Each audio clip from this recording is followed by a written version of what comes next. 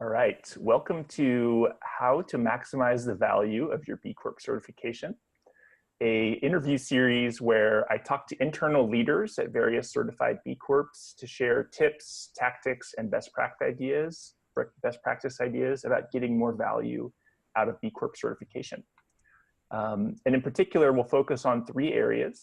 So first is increasing internal engagement. So how do you work with your employees? Second is increasing external engagement, so customers, investors, suppliers, other stakeholders. And third is increasing your company's B Corp score. So our guest today is Mai Ha, who's the impact manager at Clearinghouse CDFI, which is based in Orange County in Southern California. Mai, welcome to the show. Hi, Ryan. Thank you for having me. I'm very honored to be on your show. Awesome. So Mai, for folks who don't know, what is Clearinghouse CDFI? So Clearinghouse is a community development lender. And what that means is we're not quite like a bank, but we do provide loans to help build the low-income community. So all of our loans have some kind of impact in the community, whether that means that we're creating jobs with our loans or rehabilitating blight or creating student spaces. So every single loan that we provide will create some kind of positive impact in the community. Awesome. And I saw, for the B Corp nerds who are probably watching this, that you originally certified as a B Corp in 2014, or Clearinghouse did. Were you part of that initial certification team? So actually, the initial assessment part, I was not. By the time I had arrived, which was right after we got our certification, it kind of got handed to me in a way that, was very exciting because it was so new to me. I had no idea what B Corp certification was. So the initial assessment, I was not a part of it, but right afterwards, I got my hands around it. I learned about it from the B Corp handbook and was really excited to take it on. And is your role at Impact Manager, does it focus, is a heavy percentage of that B Corp specific within your role? Yeah, I would probably say now, as of today, it's probably about 50% of my work. Before, when I first started, it was probably a very small portion, and I don't think that we ever intended or expected it to be that big in our company, but I was so inspired about the movement that it became more and more a part of my work. Awesome. And so, again, sort of for B Corp nerds who are watching this, your company scored 103 points in 2014, which is a really great score. And then in 2 years, when you recertified, you got to 140 points, which is well into best for the world.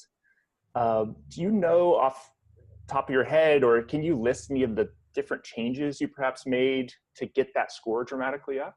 Right. So when we scored 103, it was basically being just who we are, right? When we were first created 20 years ago, because we are always been a double bottom line with mission and profit. Getting that score of 103 wasn't that hard, but to get it to 140, we really had to work really hard. And that's when we created the B Corp committee to start looking at the assessment to say, hey, what are some low-hanging fruits that we can work on? So some of those things were looking deeper into our recycling, right? Do we actually have recycling bins for everybody? Do we educate everybody on that? What are we doing with our K-cups? That seemed easy, but it was actually quite a bit of research that we had to do because you don't only have to think about where it's going, but practically whether or not staff will do it. And then we other things like made formal policies, right? So a lot of things that we were already doing, like purchasing locally, but we never had it in a formal policy. And so we started working on those things. And then formally putting together volunteer events company-wide, paid by the company, and then also the opportunity to go out and do other types of volunteering that each individual is excited to do, and then request time off for that.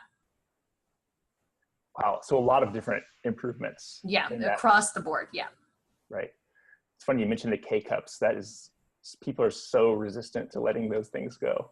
Right, and I think Keurig is working on a permanent solution for their K-cups, but in the meantime, they've set up a program where you can send it back to them, and then they will take care of it and they will recycle it. Nice. Yeah. So the main thing I wanted to talk to you about, which we discussed on our recurring call, our B Corp circle, is the B Corp committee, because you have a really interesting and effective B Corp team. At least from the experience I've had working with companies after certification to then think about how do you improve your score.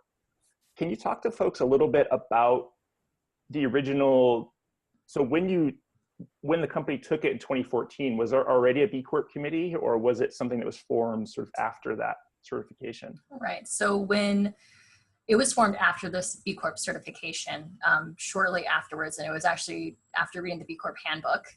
I forgot what section it was about, but it either directly said it, like forming some kind of committee or something, or had implied it. And I think it was like a Friday afternoon, and it was kind of slow. And I was like, I'm going to read this book. And I think I read it from cover to cover pretty quickly in one sitting. It just came with this idea that, hey, you know, we're a certified B Corp now. And we had a really great score, but true to Clearinghouse and true to B Corp values, like you want to keep getting better, right? You want to be best for the world. So I knew that it was too big of a task for myself to take on. And I also knew that there were other staff members that were really itching to think outside the box and to do something really great for the world and, you know, for the company. So I was like, you know, I bet you we can get a couple of folks together who feel the same way, and then we can start working on these things in addition to, you know, what our primary jobs are. And so that's kind of where the idea formed, and took it to the executive team, and they loved it. You know, we did have to work around some parameters of like how much time it would take out of people's jobs, but, you know, overall we understood that the idea behind it, getting, you know, employees engaged and empowering them to be the change, was a good thing for the company and for B Corp certification in the movement. And was the executive team behind the initial certification? Were they all for it, or okay? Mm-hmm. So we initially learned about B Corp certification through one of our board members, Dave Levy, and he, from what I have heard, because I wasn't there at the time, he brought it to our attention, and one of our interns actually did a lot of the bulk of the research, and found that, you know, it's just who we are, and it would just be a natural progression for us to join the movement. And so I'm trying to think of the psychology of, like, if I'm a person watching this and I'm interested in starting a B Corp team or a more effective B Corp team at my B Corp, what are some of the first steps you'd recommend? Like, you've maybe certified already, but it's maybe just been you, like one person or a couple people, but you want to make it sort of more bought into the company. What should people be thinking about in those early stages? Right. So the way that I did it is I started to float the idea around to folks that I already kind of knew that would be interested or that had that type of mentality already, just to get their ideas on, like, hey, you know, would you be interested in doing something like this? It would probably take about this much time, and this is what you'd be doing, just to get their perspective on excitement level. And then also to think through any potential challenges or obstacles that the executive team might feel like, you know, this is reasons why we probably can't do that. And then once I got enough, I felt like probably, you know, 2 to 3 people that I trusted, with their, you know, to give me their honest opinion, and to help me work through some, you know, kinks. I took it to my supervisor, my executive team supervisor, and then took it to the CEO. So it was kind of a step-by-step process to get buy-in on every single level. To me, though, I felt like it was important to get buy-in, at least from a select few, from the folks that would be on the committee, because it could be this great idea and the executive team could be all for it, but then when it comes down to it, no one volunteers to be part of the committee, then you're kind of just out there on your own anyway. So that was the order that I went in. I wonder was there any pushback on, like, you can do, you know, 2 hours a month, but anything more than that is like too much, or like, how did that sort of play out? So I think there was some concern about like how much work this was going to be. And And that's a very valid concern, right? Because we could take this to be our full jobs. We really could, because there's just a lot that can be done, right? But I, made sure the executive team understood that this is in addition to someone's primary job, and it will never become more important than our primary job. And it's all volunteer basis. So if at any time they're part of the committee and they feel like they've taken on too much, they can pull back, or they can even step off the team. And so I've always left that open to each individual staff member to gauge for themselves. And I've had, a couple of members say, hey, I don't think this year I can join. I think I have too much on my plate. And that's totally fine. And so, they can come and give ideas when they want. It's not like if you're not part of the committee, you can't have any ideas.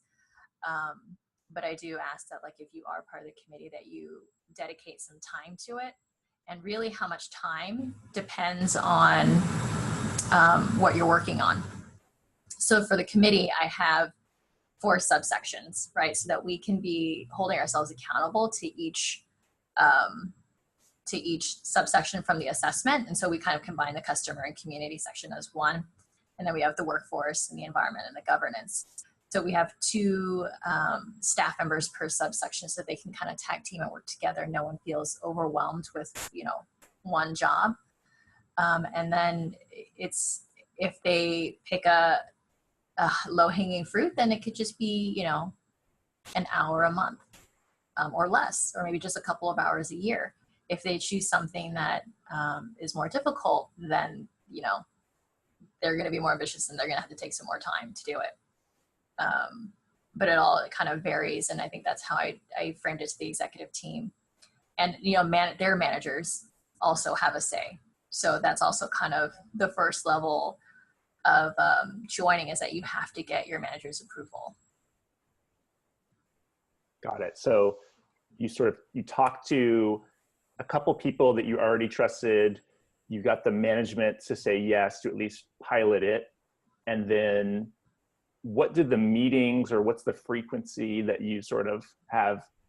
And then the instructions to people, what does that kind of look like? So the meetings are once a quarter, and our first year, since we were piloting it, it was kind of forming as it was going.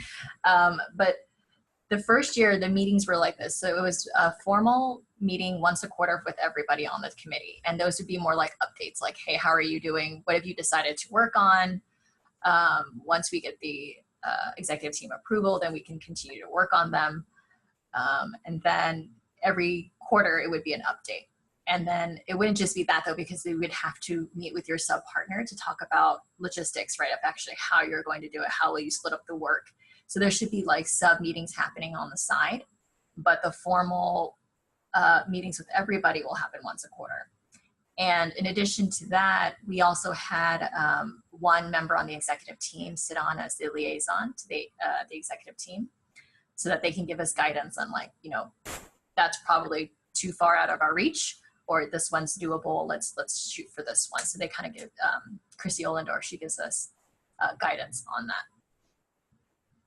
And I think you mentioned at one point it was like 10 people are currently on the team. Is that right? Right. So we have 8 people on the team, and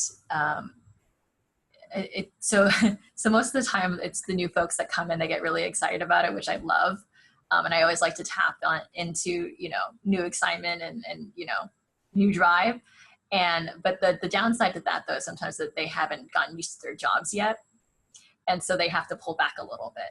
And so at some point it was 10, and now we've gotten to 8. So I think that 8 has been like the solid 8 for, the last couple of years. Okay. And so you have the team meeting, in the meeting, like the quarterly, is it like, okay, so in the 2 folks who are in environment, what are you working on and what's your goals? Is that kind of how you run the? Right. And so that's how I've been running the meeting the first year. And then now we're into our 3rd year. And I'm structuring a little bit differently now. I think those updates are really, really great. And I think that they're important, but I also think that can be done through a project management software, right? So we can all see what everyone's doing, where everyone is. So now I'm structuring a little bit differently, that these meetings are now framed for brainstorming. And so our first meeting was to set goals, right? So I sent them the B Corp assessment, and I told them, you can use this as a guide, but don't feel like you have to only do things that are on the assessment. If you feel strongly that we need to improve in a certain area, and it relates to your section, then, let's talk about it and let's figure out how we need to, make the improvements. So our first meeting was about setting goals and discussing them and brainstorming. And so our subsequent meetings will be tailored to helping them move forward. So for example, we're going to have a meeting today on employee engagement survey. And so the workforce team wanted to get the team together to brainstorm what types of questions do we want to ask year after year, right, to measure employee engagement. So those meetings will now be more tailored to actually exchanging ideas and brainstorming and collaborating, rather than just monthly or quarterly updates. Is the workforce development team a separate team than the B Corp committee? Or is that? So the workforce team is a subset of the B Corp committee. Got it. Okay. Yeah. So that's the folks who have the workers section. Right. Okay. Yeah. Got it. I think, and for people who are watching this, the reason I'm super excited about my model is because the way I was running B Corp teams that I was involved with as a external consultant, but also at my own company, was more of as a single person who sort of sees the whole assessment. I'll bring like 2 or 3 questions that I think we could collectively move forward on, say volunteering policy, but I was the one bringing it, and then everyone would give their thoughts and opinions, and then I would take it back and sort of move it forward and then bring it to the next meeting. And it was they still liked getting their thoughts and opinions, and they appreciated having someone curate some of the questions. But at the same time, it goes very slowly, and it's a lot of central command of the topics. Right. And so one of the reasons I really like Mai's model is it sort of gives more self-governance to people to choose. Right. And I wanted to give them that autonomy, right? Because that was the point, is engaging them, but also empowering them to know, like, if you don't think something is done well and it could be done better, then come forth with your ideas, right? And we can move with this together. If I had made it like a central command, then it would have felt all onto me. And I know that I can't do that.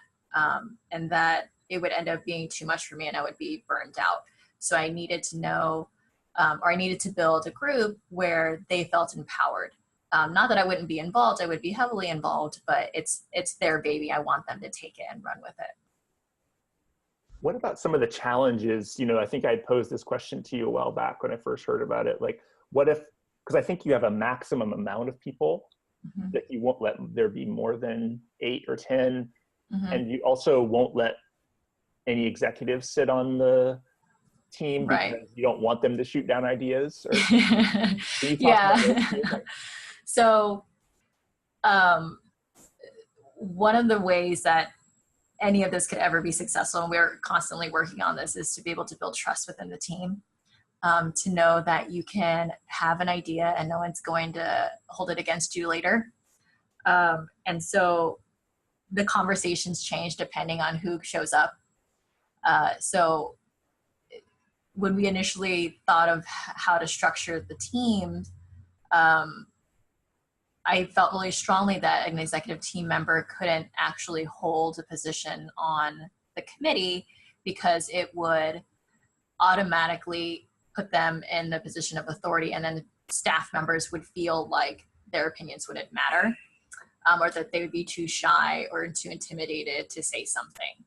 And I wanted people to be able to feel empowered to come with new ideas and to work on developing them before it gets taken to a level where an executive team member can say yay or nay.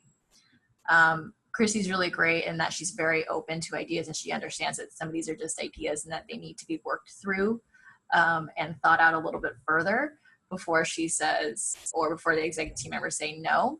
And so she was really great for that position because I think she has that openness, but also has the inside knowledge of what's going on the upper management level to help guide us through and to help think about, these are some things that you should think about before we can actually move forward.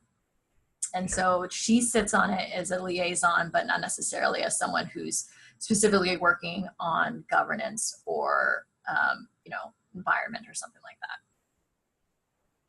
Right. And I think the sort of hypothetical I had posed to you a while back was like, what if you're one of the 8 people, but you're just not doing anything? Right. For like a year, you're just on the team, but you just are like, I'm so busy, I can't. And you're taking a place on that team of somebody who wants to come in. Has that ever happened? Yes, it does happen. And it's not for people not wanting to do something. I think that they do. I think that, we as people tend to misgauge how much time or commitment we can commit to something. And so in those scenarios, like I'll have a private conversation with them and ask them how their workload is like in their primary jobs and how they feel about it and whether or not they still want to stay on. Because a lot of the times, sometimes they just feel bad. They know that they don't have the time for it, but they feel bad to pull out. And I just have conversations saying it's okay.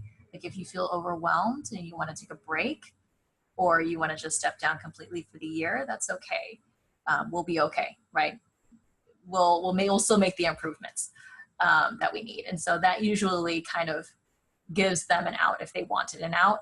And if they don't want an out and they just are having a hard time, then and there is someone else that wants to join, then sometimes I will let them in and be like, this will be a third person on your team to help out and share the workload so that everyone's involved, that they want to be involved, and the level that they can be involved in.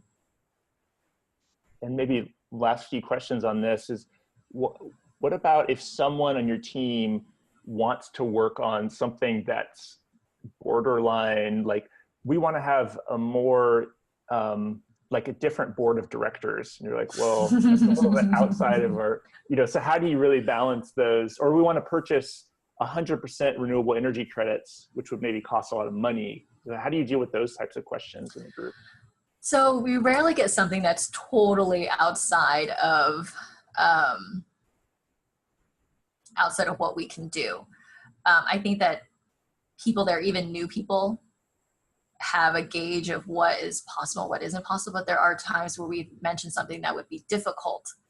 And in those situations, it's just talking it through. And it'll be like, well, have you thought about this? Have you thought about that? How will you deal with this?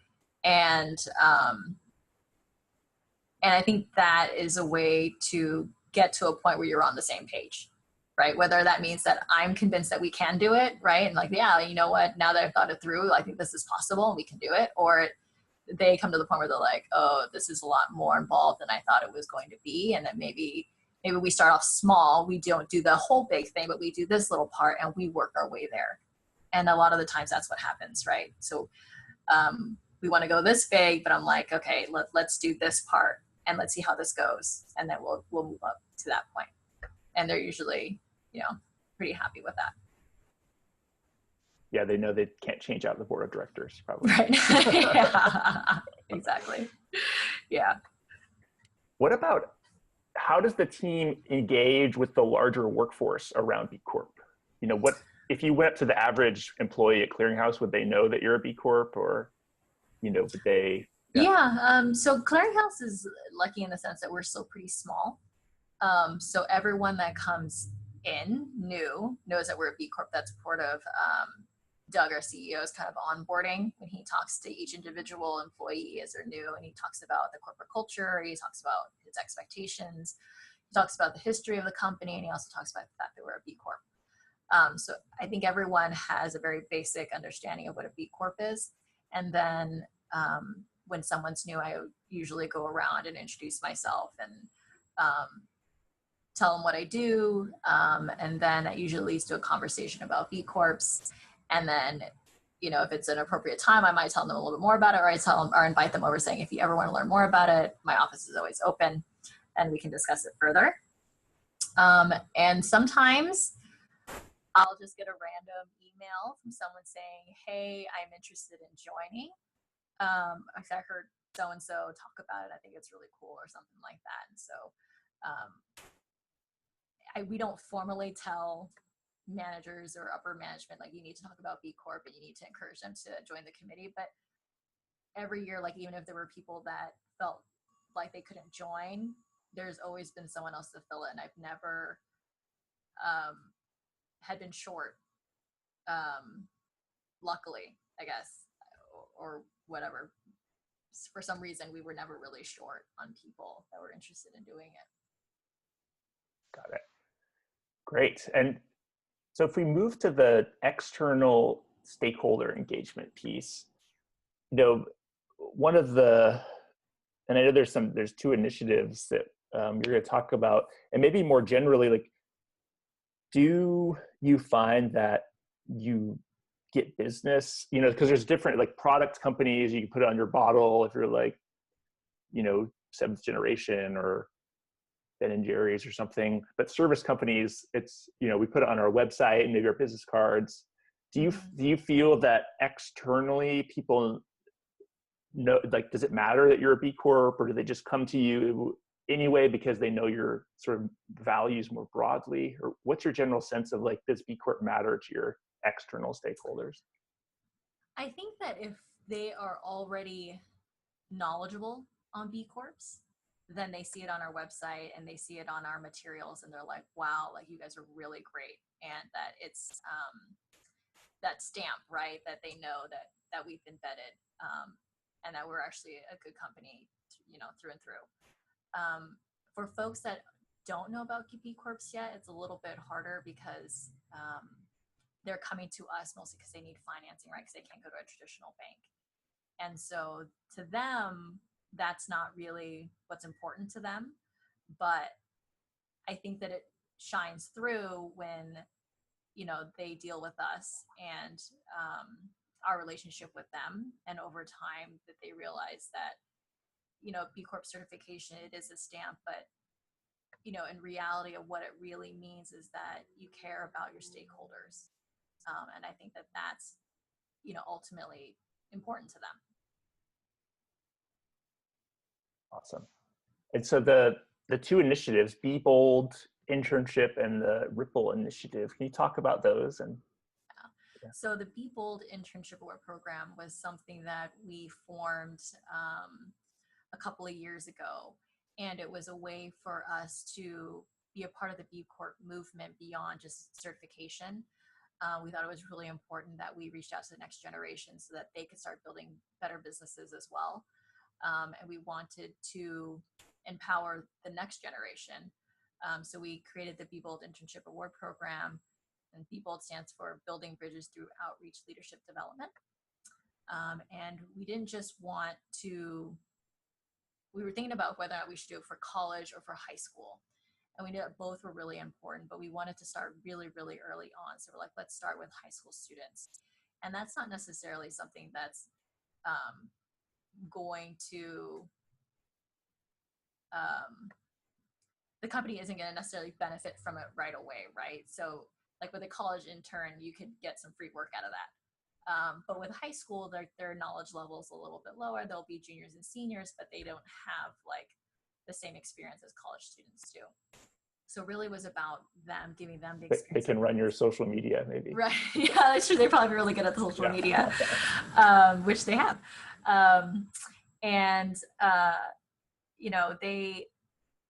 We didn't just want to gear towards high school students, but like low income students. That's true to our mission, right? Like we want to build up the low income community. And so we knew that like low income high school students didn't have the same resources as other higher income students. So we were targeting them for this internship. And it's been really great. Like this will be our third year.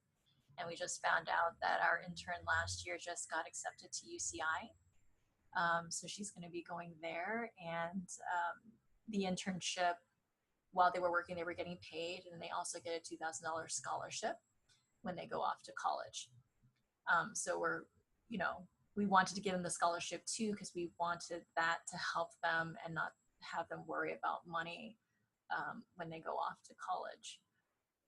So that was the first way that we thought about how to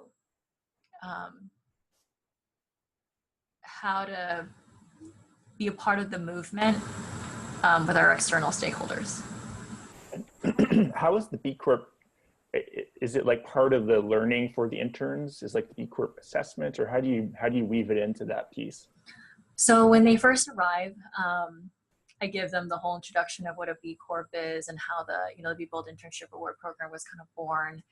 And the way that it's structured, since they're high school students, they don't have a lot of knowledge in one specific area, or even can tell me what department they'd be interested in, right?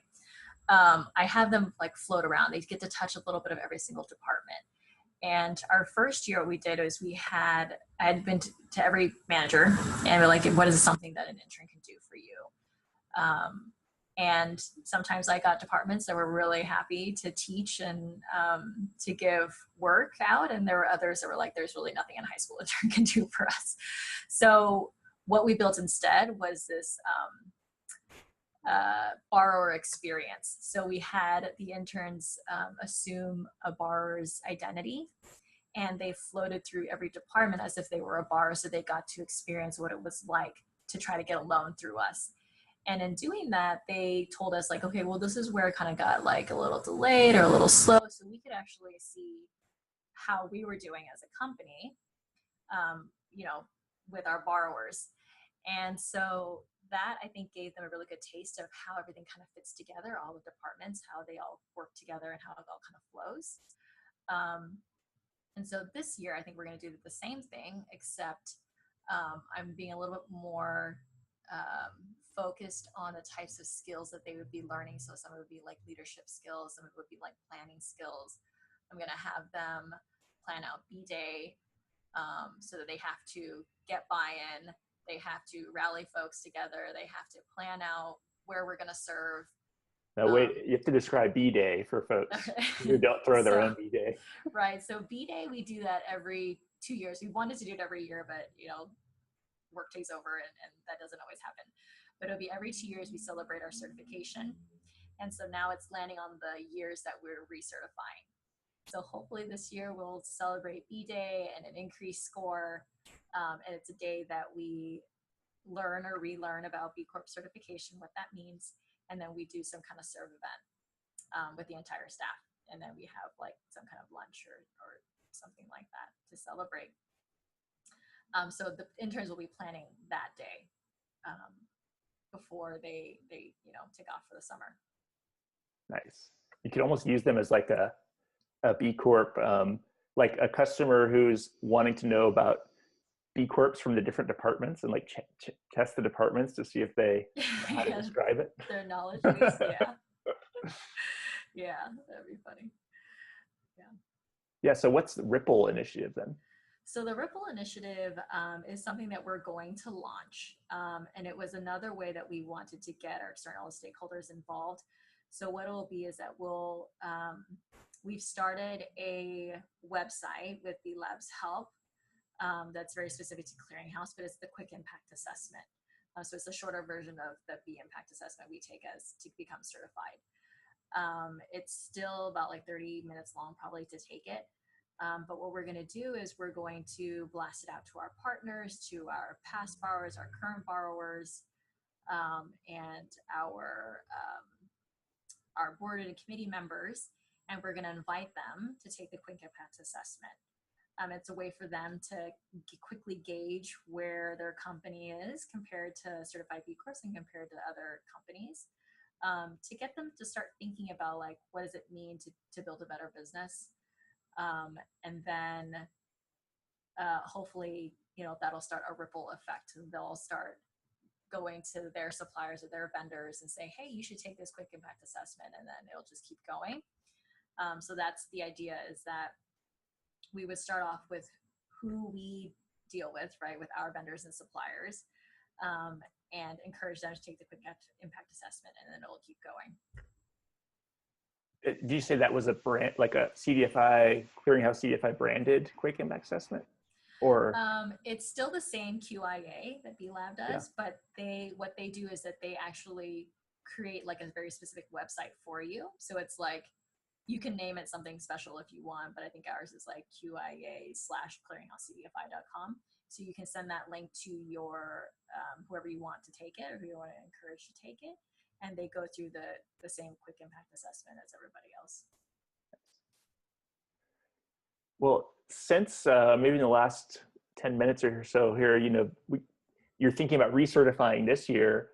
I'm curious when it's time to recertify, how far in advance do you start thinking about it, and what's your process look like to start looking at score increases? And Sure. So I started thinking about it. Well, I always kind of have it on my radar, but I really start thinking about it probably about 2 months in advance. And so because it's like over 200 questions and I can't remember every single one of them, I go through the assessment myself and I mark which ones that I can't answer and that I need help from other folks, either our controller or our director of operations or HR. And I answer the ones that I can, I mark the ones that I can't, then I take the ones that I can, I put them in Excel sheets and I distribute them so that, it makes it easier for whoever I need information from to know what questions I'm looking for. And then once they've done their research and their backup information, they send it to me, I put that into the system. So my general advice that I give folks who want to learn about the B Corp assessment, and it does feel like a very daunting process because it is a lot of questions, is not to be so like strict and hard on yourself. Think of these questions, they're not perfect questions, right? So I tell them to think about them broadly. And this was my, comment to B Lab my first year is like, well, we're doing this, and in reality, but we just don't have a policy for it yet. And it doesn't quite seem fair. It seems more important that you're doing it rather than that it's written down. And so I think they've adjusted the questions in that way, but having that thought in mind is like, when it comes down to what is the question really asking us, right? Like, what are we really doing? And so to strictly follow exactly what it's asking you makes it very difficult to answer the questions. Obviously be honest in all of your answers, but think to the root of the question, like what is it really getting at? And it helps when you know a lot about what's going on in the company. And then it also helps when you have people that, that are willing to help and that are willing to work on like, how do we do this?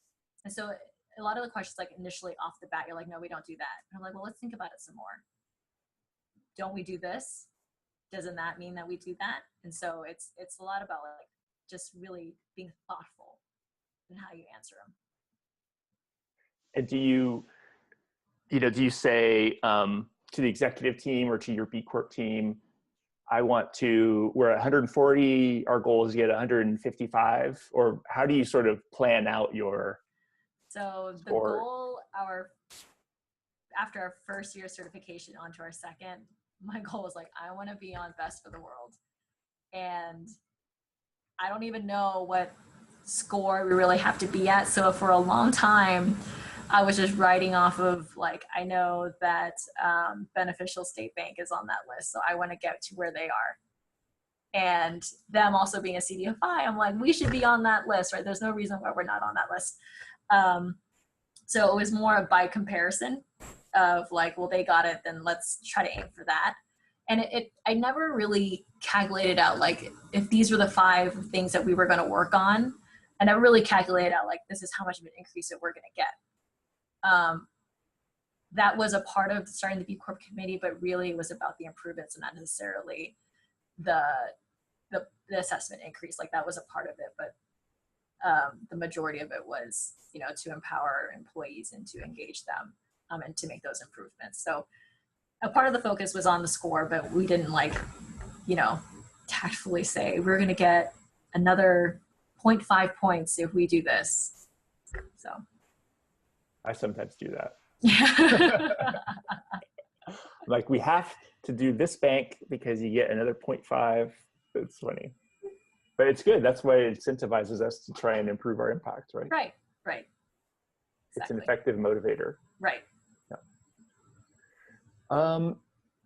what do you think, this is more of a broader question, but what do you think other B Corps should know that you've done at Clearinghouse that's really helped you maximize the value of your B Corp certification? Is there anything that comes to mind? What should other B Corps know to maximize their certification? I think what I want to say for Clearinghouse, and I think it's probably true for a lot of different companies, is that there are a lot of people working in these companies that are really motivated, and you just have to seek them out and give them the opportunity. And I think that having conversations with people, whether that's at the water cooler, it doesn't have anything formal, you can really seek those people out, and you can tap into them and their motivation. And that would be my advice to B Corps. Like, if you don't think you can start a whole committee, I bet you can find at least one other person that's excited about it. And then you guys together can do something and start small, right? You don't always have to go big. You can start small and do something one step at a time. And as that starts to build and that excitement starts to build, then you're going to get more people, more people, more people. So don't be overwhelmed by changing the world today, right? Do what you can and what you have. And it all just kind of starts with talking. And do you have any, like, are there any resources? I know that Clearinghouse has some great stuff on your B Corp team, or is it the Be Bold internship or the B Corp team? I can't remember, but you have some good stuff on your website. We have both. Yeah. So the Be Bold internship will have information for applicants to apply and what it means to be part of a B Corp. And then we also have a page dedicated to our B Corp team and what we do here in-house to showcase, that, how awesome our staff is, and like we do more than just our primary jobs, and how everyone truly, inside themselves, like, want to do something. And what's the website again, so folks can? Oh, sorry. It's www.ccdfi.com. That's our general website, and there's a link to the B Corp committee. Great. One last question is, do you have a document or a policy that you give to new members of the B Corp team that like describes how the B Corp team works and like the structure of it, or is that just all in your head? Yeah, so there is, it is kind of all in my head. There is a formal document that describes how often we meet and how the subcommittees are split up. So yes, that is something that I have, and I'm happy to share with you and other B Corps. That would be awesome, because I think a lot of B Corps would love your model that you've done. Yeah, of course. Well, great. Thank you so much, Mai. I'll just stop the recording here in a second, but just want to appreciate you for joining and sharing your insight on B Corps. Thank you. Thank you for having me. I really appreciate it.